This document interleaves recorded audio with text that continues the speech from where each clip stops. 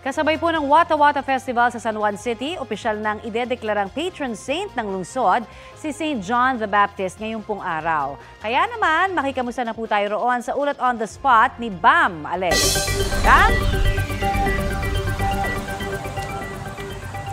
Connie, good morning. Tirik na tirik ang araw pero basang-basa ang mga taga San Juan sa kanilang taunang tradisyon na Wata Wata Festival.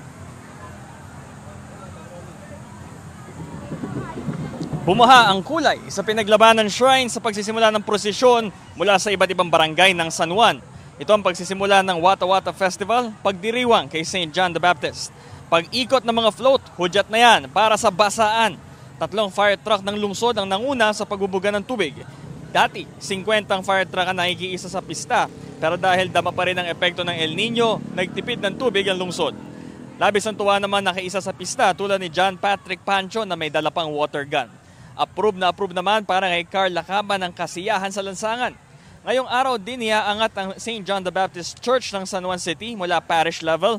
Up na ito bilang isang archdiocesan shrine. 130 years na ang simbahang ito. Idedeklara rin ngayon na opisyal na patron saint ng lungsod si St. John the Baptist. Kaya ngayong umaga bago ang basaan, nagkaroon ng mataimtim na misa dito sa simbahan.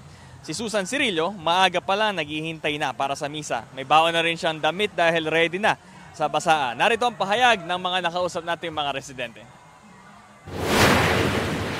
Masaya kasi isa tong malaking blessing para dito sa aming sa St. John the Baptist. Oo naman, kaya nga may dala ng pamalit eh. Ready na talaga. Masaya naman lalo na po dun sa Domingo. Sobrang saya po kasi mga bumbero halos tinututukan na po yung mga tao eh. Pero may dala ka pa, sir? Meron po. Nakikipa rin po. Nakikipa rin lang para lang makabawi kami. Rate ko 1 to 10.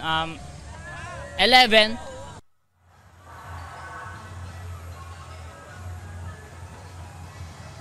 Sa mga nice makagulo, okay pa rito hanggang tanghali sa pinaglabanan shrine sa San Juan City. At 5 p.m. naman, may misa mayor naman sa simbahan. Ito ang ating update mula rito sa San Juan City. Bam Alegre para sa GMA Integrated News. Maraming salamat, Bam Alegre. Kapuso, para sa mga maiinit na balita, mag-subscribe sa GMA Integrated News sa YouTube. Sa mga kapuso naman abroad, subaybayan nyo kami sa GMA Pinoy TV at sa www.gmanews.tv.